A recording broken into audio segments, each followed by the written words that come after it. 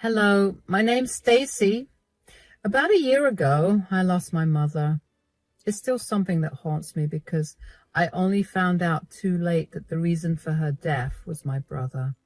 But I did manage to get the perfect revenge on him for that. Let me tell you a little bit about my family. In my family, I was a mama's girl, and my brother Steve was a papa's boy.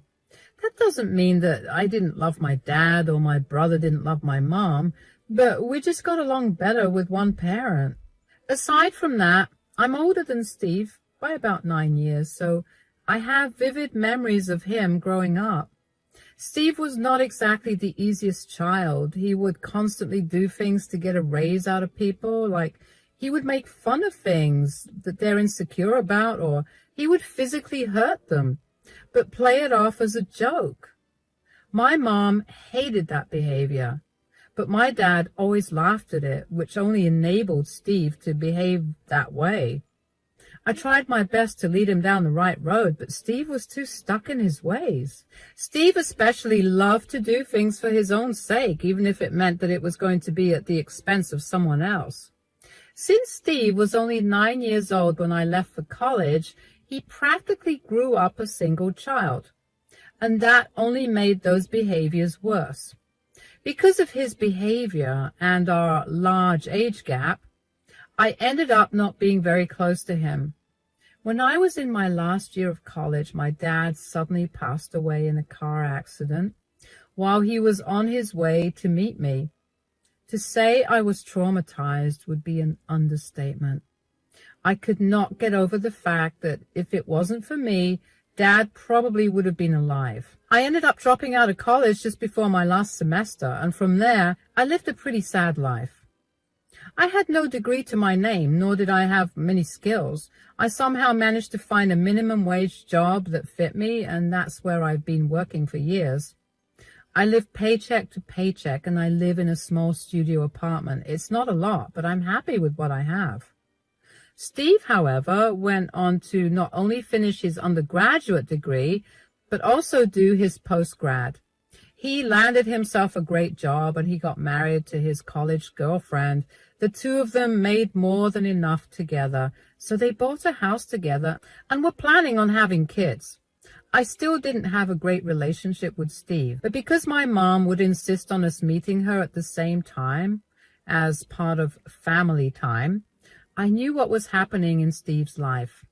We gradually became closer, but still not as close as regular siblings are. Still, I was happy that I had everything I needed: family, shelter, food, clothes. And this is how it was for years. But then one day, I got a call from the hospital telling me that my mom had had a really bad stroke. I don't even remember what happened after the phone call because my entire mind felt so fuzzy. I must have rushed to the hospital because I got there pretty quickly after the call. She was in a coma. The doctor said that there was no way of knowing when she would wake up. So I prayed really hard every day that she would wake up that day. I made it a routine to go and visit her every single day. One day I decided to go to Steve's place because I really felt alone. We hadn't had a proper chance to talk, and I wanted to feel some sort of support from my family. When I got to Steve's place, he greeted me at the door. "Hi, Stacy, come in." "Hello.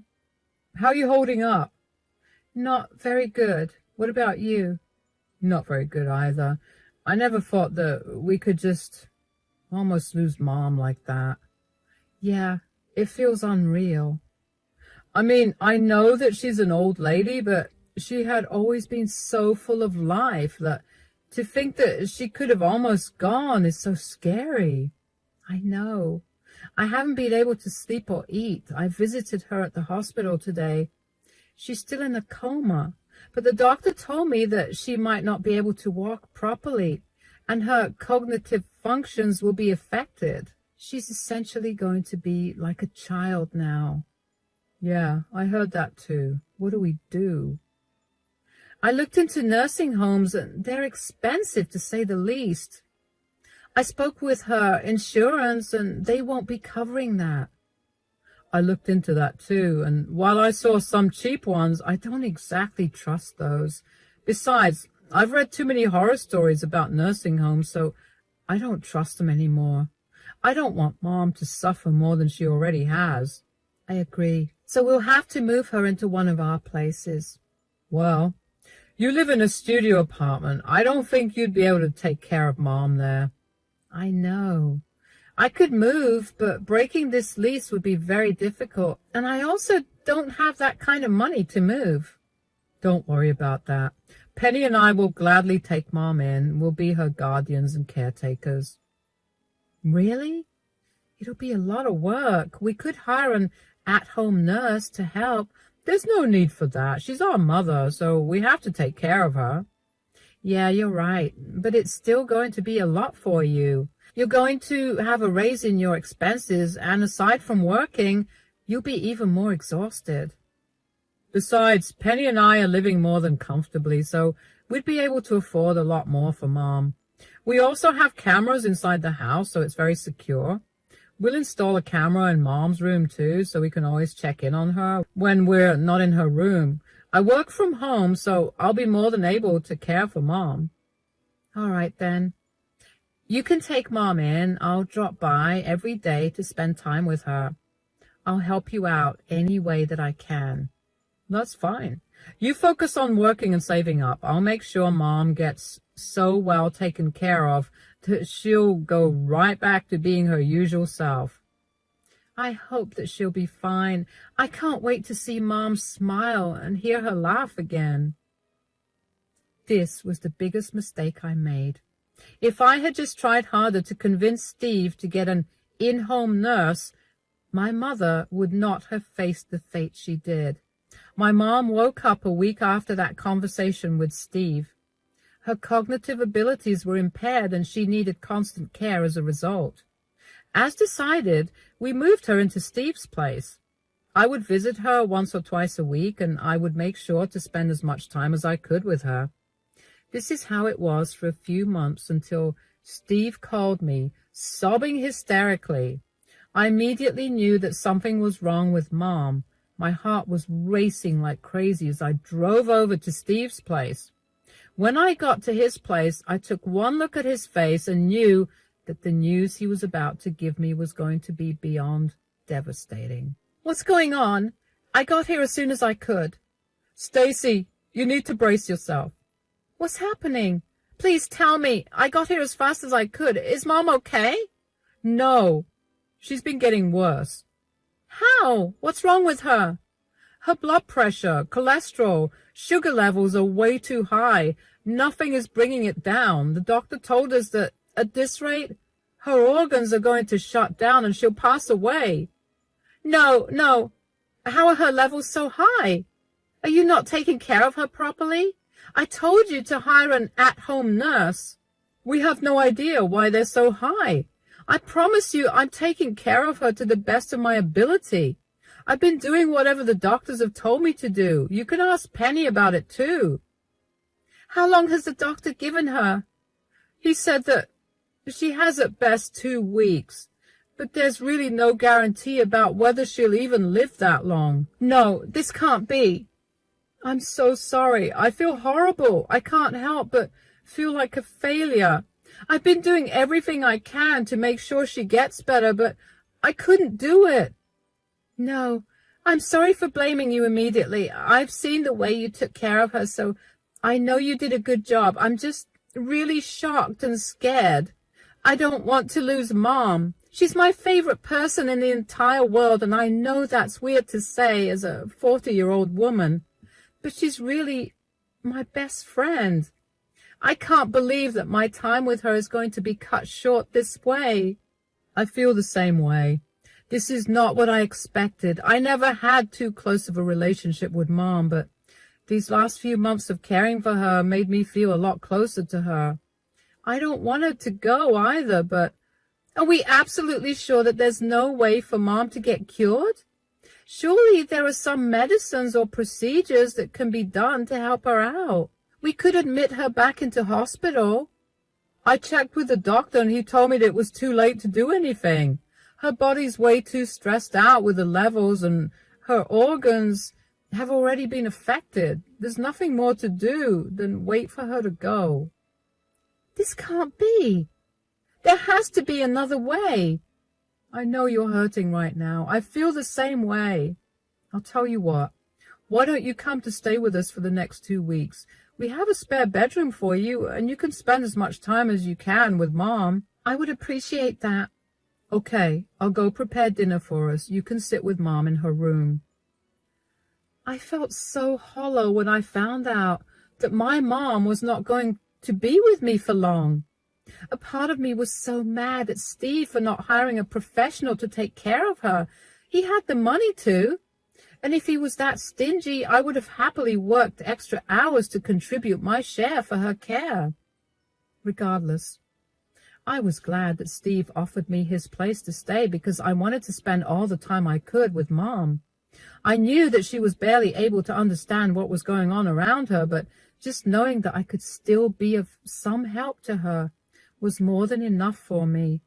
Over the next week, I managed to take off from work, but I was still open to doing minimal work. One particular day, my laptop crashed and I had an urgent email to send off. Steve wasn't home, but Penny was, so I asked her if I could borrow hers. She let me, and when I was done sending off the email, I couldn't help but notice a folder open in the taskbar. I opened it and I quickly realized that they were the recordings from the cameras in the house. I decided to go through some of the videos because I wanted to see how Mom had been before her health deteriorated. That was when I found a video of Steve cooking in the kitchen. At first, I thought nothing of it until I realized that he was making my mother's food. He added a heap load of sugar to her food and also added a lot of butter and oil to the other things he fed her, all of which were bad for her. I felt sick after I watched that, but I sent the video to myself. I couldn't come to terms with the reality that Steve got Mom sick, and Steve was killing Mom. I didn't know what to do about it, so I kept my mouth shut. One day after dinner was done, Steve started talking about how sad it was that Mom's health deteriorated so much. It's so sad that Mom's health has deteriorated so quickly. I know, it's a shame. So, Stacy, have you talked to Mom about her will? I haven't. I don't think I want to talk about that when she's dying. Well, Linda and I did, and we happened to see a copy of her will. Is that so? Yeah, she still had your dad on the will, so we had her make some changes. That's nice. I hope she's left everything equally for us. I'd hate for us to fight over something like an inheritance. Equally? Excuse me, but what have you done for Mom? What do you mean? We were the ones who took your mother in, and we've been the ones that have been taking care of her. Why would Linda divide things equally? Well, to be fair, I live in a studio apartment and there was no space to have Mom live with me. You were the only other option because nursing homes were too expensive for us. Yeah, but we still did all the work it took to take care of her for free. I think we're entitled to a lot more than an equal distribution. This is an absurd conversation to be having right now while our mother is literally on her deathbed. No, this is the perfect time. I don't want you accusing me of anything when you see the will. What do you mean? Did you tamper with the will? We didn't tamper with it. We just made sure that we were going to get what we really deserved. And Mom was okay with not leaving her kids with equal amounts of her assets? Yeah, I mean, there's absolutely no chance that she'll leave a single penny for you when you did nothing for her. She saw how hard we worked to take care of her, and she's going to reward us accordingly. Well, neither will you get a single penny from her because you made her sick. What are you talking about? The other day, I happened to come across a video of you making food for Mom. I saw how you loaded her food with sugar and lots of fat, which you know is deathly for her, given her heart problems and diabetes. Her organs have started shutting down because of what you did. You're lying. You have no proof of that. You're just making things up so you can do something about the will. Here, why don't you watch the video yourselves? I watched as their faces turned from anger to fear. Both of their faces paled and they were sweating so much you'd think we were in a sauna. I was glad that I finally found a way to express what I'd been feeling about what I thought, because I now had a solid plan in place for what I was going to do with the video. But before I could do anything, I wanted to hear what they had to say for themselves. As I turned my phone back to me, I set it to record because I needed as much evidence as I could get. So, do you have something to say for yourselves? How did you get this video? Does that really matter? Did you place cameras in our home and record us? That's a crime, you know. First of all, I did not do that. That behavior is psychotic and I don't have time for that. Secondly, this was a recording from your own cameras. And lastly, even if I did plant cameras in your house and watch you, how is that more serious of a crime than you making Mom sick to the point of her dying? So you went through our devices to get this footage. That's an invasion of our privacy. Also, we hid that footage. How did you even get access to it? I didn't purposely go through your devices. I literally happened to stumble upon it one day while I borrowed Penny's laptop for some emergency work. The hidden folder was open, and I found it. You had no right to do that. And you had no right to kill my mother. We didn't kill Mom. You practically did. You made Mom so sick that now she won't be able to recover. It's just a matter of time before she's no longer with us. So what? Did you tamper with Linda's will? No, Mom hasn't been in the right state of mind to edit her will again, but I will contest the will when she passes away. I bet the judge will be shocked to see this evidence. No, you can't do that. Why can't I do that? Mom worked so hard her entire life to provide for Steve and me. You guys chose to slowly poison her all because of your greed. Please don't expose Steve. He's your brother. Please think of what this would do to his future. His future? Mom was supposed to have a longer future that you guys robbed. Who cares about his future when he killed Mom? She's not dead yet. I'll make things right, I promise. How in the world will you do that? You know what her doctor said. She has until the end of this week and then she's gone. You did this to her.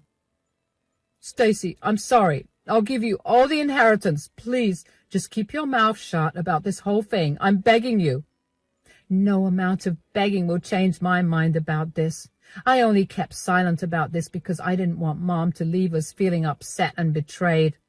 If Mom had even a sliver of a chance of survival, I would have reported you immediately. After she's gone, I'm going to make your lives miserable. I will never forgive you guys for what you did, and I hope that you get punished in the worst ways possible. I got up and went into Mom's room after that. It felt good to finally let them know that I knew of what they'd done. Of course, only Steve was in the video, but from the way that Penny was defending him, I knew that she had known of his actions. What hurt most was that she was okay with what Steve had been doing. For the rest of the week, I avoided Steve and Penny. They kept trying to talk to me about changing my mind. At some point, Steve even got on his knees and told me that he would give me as much money as I wanted for me to keep my mouth shut about the video. When I refused to budge, they got angry. One night, I even caught the two of them trying to delete the video from my phone while I was asleep. I yelled at them a bunch for doing that, but I couldn't help but feel a little upset at how stupid they thought I was. That video was incriminating evidence, and there was no way I was going to store it on my phone only and not have it backed up in multiple hard drives and devices. I went back to ignoring them after that incident, and finally, they ignored me as well. They must have convinced themselves that I would not report Steve, because when Steve got arrested, About 2 weeks after my previous conversation with Steve and Penny, where I revealed that I knew what they'd done, my mother passed away in her sleep. I was glad that she had a painless death, but it did not erase the pain I felt from her leaving. Even though I hated Steve's guts, I still acted civilly with him while we planned the funeral. It was a day that was filled with lots of pain and comfort at the same time.